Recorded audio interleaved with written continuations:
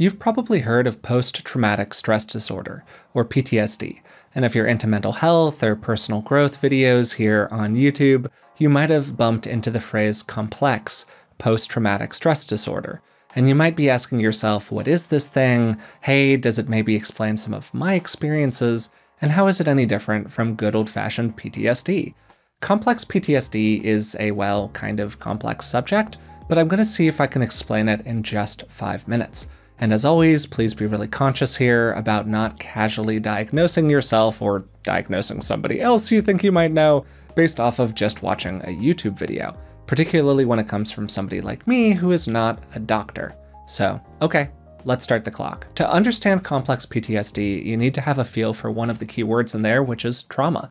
There are a lot of different definitions of trauma, but we can simplify things by thinking of trauma as any painful experience in the past that affects us in the present. If a past event is affecting you today, and particularly if you can connect that event to any specific symptoms like emotional flashbacks or intense dreams, then it's traumatic. So both complex PTSD and conventional PTSD are mental health conditions that arise from our past painful experiences. Something happened to you and it changed your behavior today. The key differences between them are the kinds of events that lead to them and some of the symptoms associated with them. While PTSD can come from a single experience, like going through a car crash, or physical violence, or even just witnessing somebody else enduring something really painful, complex PTSD typically comes from longer-term, repetitive patterns of painful events and experiences. And because of this, it's normally tied to situations where a person can't easily escape their circumstances, right? So two of the most common causes of complex PTSD are, first, childhood abuse, neglect, or abandonment, and then second, domestic violence or abuse. And there are many other things that can lead to complex PTSD, of course. These are just two of the more common ones. And that close connection to our experiences early on in life is why a similar diagnosis to complex PTSD is called developmental trauma disorder. Okay, so that context out of the way, what is having PTSD or CPTSD actually like? Well, traditional PTSD symptoms often include things like intense and painful flashbacks to whatever happened. Low self-esteem and self-regard, basically the person doesn't think very well of themselves. Then hyperarousal, which is kind of like feeling like you're on high alert all of the time. Also, the avoidance of triggers, which are stimuli related to the event, and then finally, emotional detachment or disengagement from other people.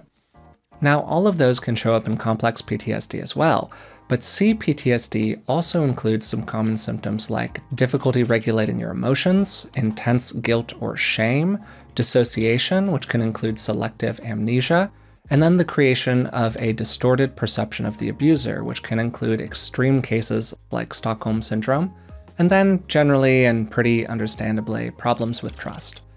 As I said right at the beginning, any formal diagnosis should always be done with a medical professional, but if you're listening to this and going, wow, this sounds a little suspicious, here are a few questions that you can ask yourself, which I'm paraphrasing from the Adverse Childhood Experiences, or ACE test. Were there times when you frequently felt physically or emotionally unsafe in your home, experienced physical or emotional abuse that you can either clearly remember or you've been told about, regularly felt like you weren't important, special, or loved by those who had power over you, experienced significant resource limitations. For example, did you often feel like you didn't have enough to eat or you lacked clean clothing?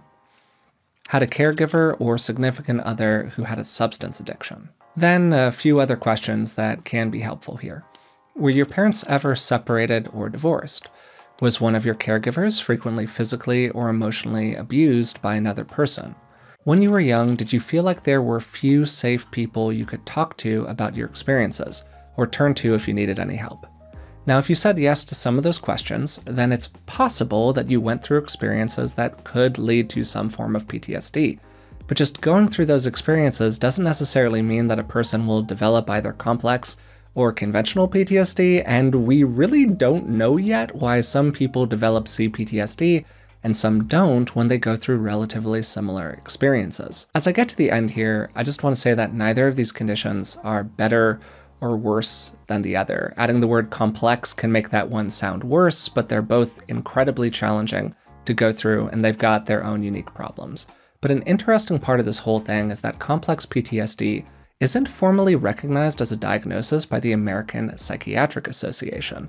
And this is because some people argue that it's too similar to PTSD to warrant its own diagnosis. And then there are others who say that PTSD doesn't do a very good job of capturing the unique impact of developmental trauma. One way or the other, the result of all of this is that neither CPTSD or DTD, that's developmental trauma disorder, remember, are included in the DSM, which is the reference manual that psychiatrists use to diagnose people, while conventional PTSD is. So sometimes people with a conventional PTSD diagnosis have access to treatment options that aren't easily available to people with complex PTSD.